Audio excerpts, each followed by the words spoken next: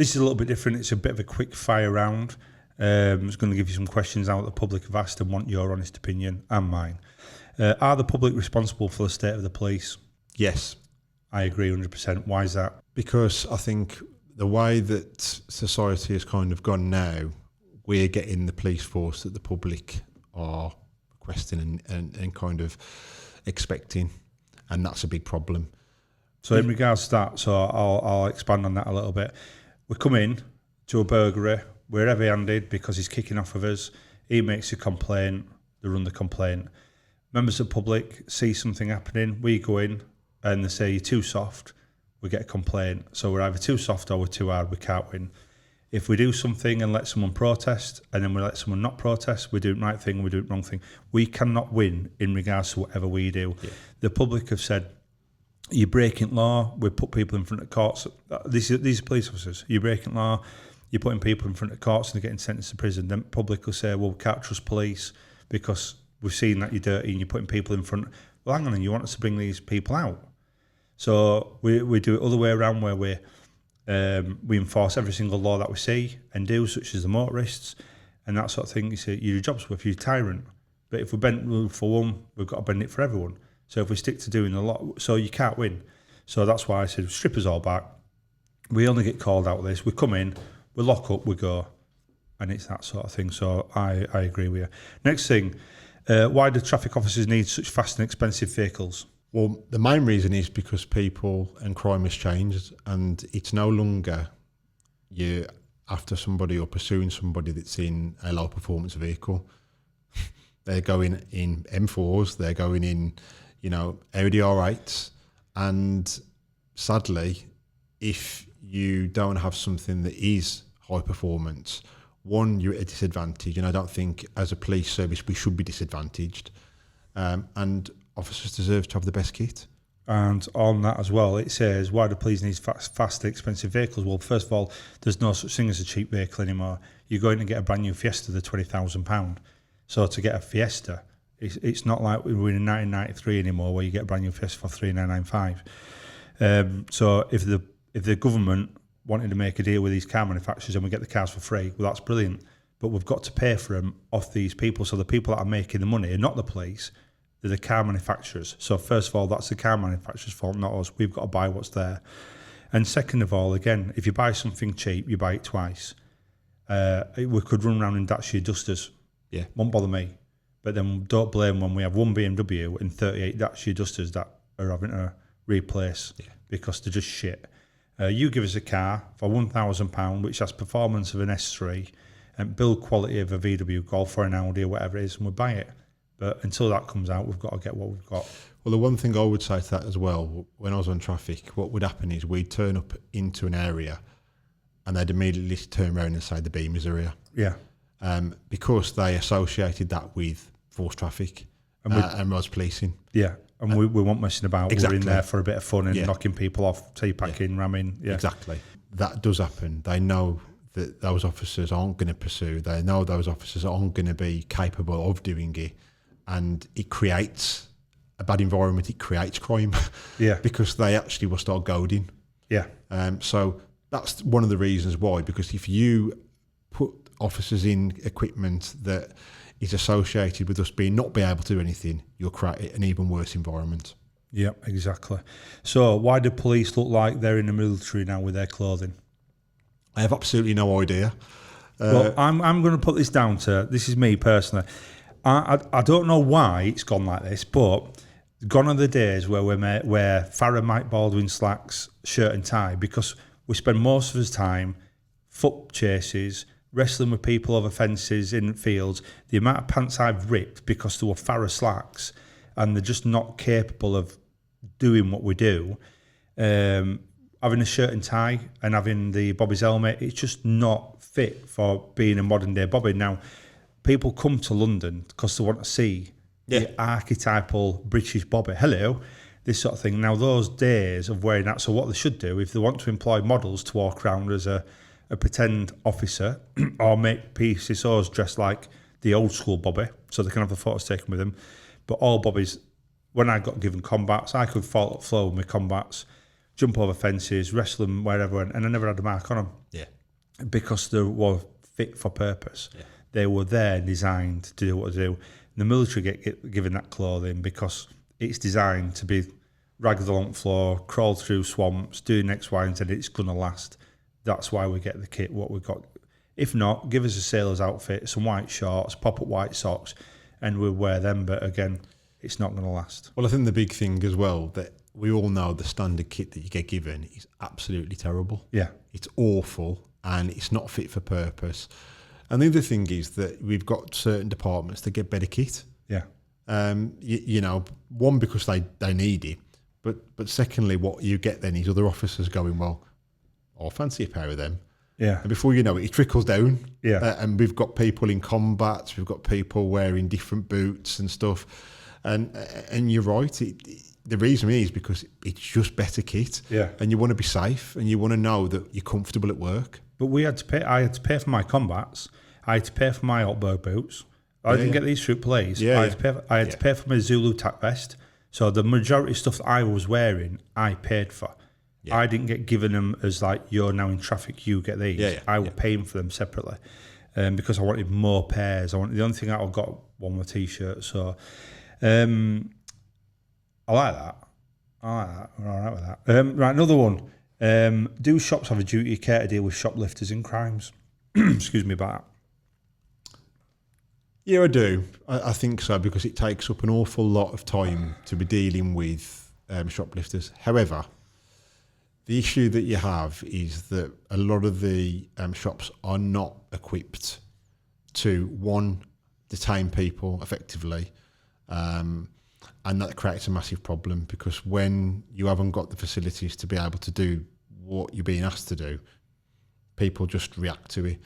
So do I think that under a certain amount it should be? Yeah, I do, but we certainly shouldn't be turning a blind eye to £150, £200, and certainly if it's somebody that's a prolific offender. So on my views in regards to that, so certain shops now, when I joined, had security guards to get hands on, wrestle these people around, throw them about, throw them in the back room, get their statements to be done, CCTV would be done. Yeah. What's gone on? This person's done this, right, you're under arrest, boom, it was done. And now you go to a shop and security guards say, what's happened? Well, I watched Billy Joe Scroat walk in, he's gone over to the TV section, he's picked up a TV, I've watched him on thing and he's walked straight out. What did you do? Oh, we're not allowed to challenge. Yeah. So what do you do then, security guard? Well, I'm an observer.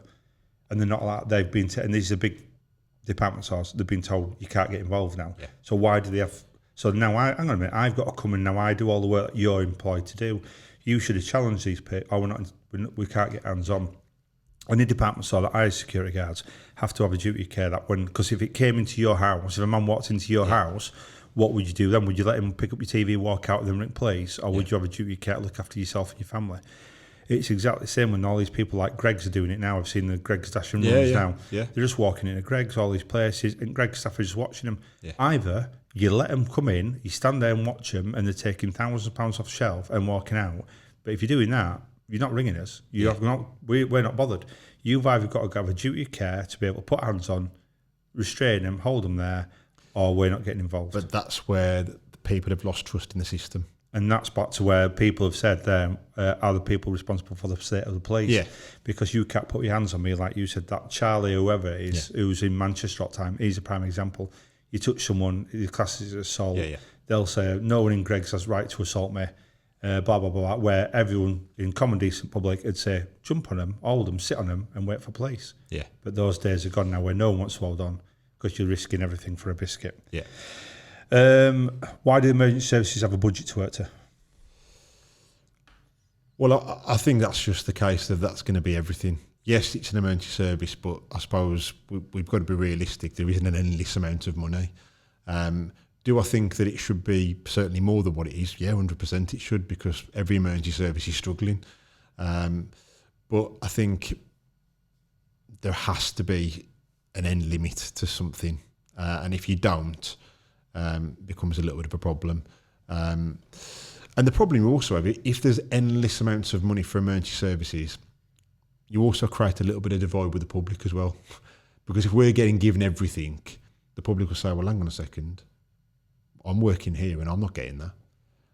So that there has to be a budget, but the one thing it definitely has to be is the budget needs to be managed better than what it is. You spoke about something before we started this about speaking to an American person in American companies about the fact that they might get sponsored by their department stores, such as Walmart or whatever it is, and they've asked why we don't get sponsored by Morrison's. Do you think people such as, or companies like Amazon, Jeff Bezos, Google, Facebook, and anything like that should have, just say for instance, I don't know what our budget is in the police, but should have a payment plan for emergency services such as police, ambulance and fire to add up the budget? I mean, it's a great idea, but I think you would probably have governments and police services panicking because they wouldn't want an affiliation. Yeah. In America, obviously, it's a little bit different because they're all agencies and, you know, it's clearly run differently. But here, we've already spoken on the scared around shadows. They're definitely not going to start going into a collaboration with Amazon or Nike to get a bit more money. I think sadly, because it's essentially government funded, there has to be a budget. There's just got to be. Yeah. The biggest thing is that you've got to work with the budget. And at the minute, the people that are working with the budget aren't doing it well enough. Yeah, exactly. Should police go EV with their vehicles? No. I'm going to be really honest with that. No, I know that we're going to try and push it massively, and I totally agree. But we haven't got the infrastructure to do that at all. Unless you can get it whereby it's completely, you're talking 2 or 3 minutes to fast charge. I just think you're setting police forces set to fail. Yeah. Especially traffic vehicles, because if you drive a traffic vehicle, whether it's petrol, diesel, relatively hard for a shift, you'll know that you've done it because the petrol, the diesel gauge will be right down the bottom. Now, I can only imagine if you do that in an electric vehicle, and we haven't got the infrastructure to be able to do it. You can't have an electric vehicle sat charging for 5 hours and then going, well, we've got this fatal fee to go to. Yeah, but we can't go. That's on 2%. Yeah. Yeah. It's a great idea. And you know what, there's a lot of great electric vehicles out there, but it's not at the minute in a position where you could have it across police forces. I know police forces that have done Teslas, and you will know that. Yep. But I can guarantee you that they're not being used as effectively as what other police vehicles are. So Alice said to me the other day, I don't know how true this. I'm not saying she's lying. I don't know how true it is. So someone can put comments on that. Majority of, or what they're trying to do now, the majority of e-cars are going electric, and they can't go out of force. Yeah. And I'm thinking, like, that's just ridiculous. It's bonkers, isn't it? Yeah. So to have a beat. Now, I can understand a patrol car, such as an MPT car, a statement car, doing an inquiry car. That's fine, but not normal police cars. Why do the police never come or turn out to anything anymore? Well, because there just isn't enough of them. That's the simple answer. You know, when you had 15 years ago, you'd have 30 people on a shift, and now you've got 4 or 5 people turning out, all single crewed, but they've got workloads to deal with, they've got prisoners to deal with. Sadly, there isn't enough officers.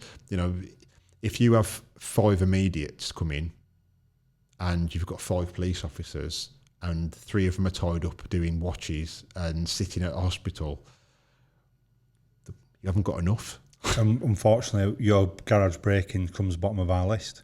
Yeah, I regularly got thrown at me, well, if a burglary comes in and you're not turning up to the burglary, do I think we should attend burglaries? Yeah, I do. Because that's an invasion on someone's privacy and home, and they deserve to have a service from the police turning up and doing a good job. But the reality of it is that there just isn't enough police officers to attend every burglary.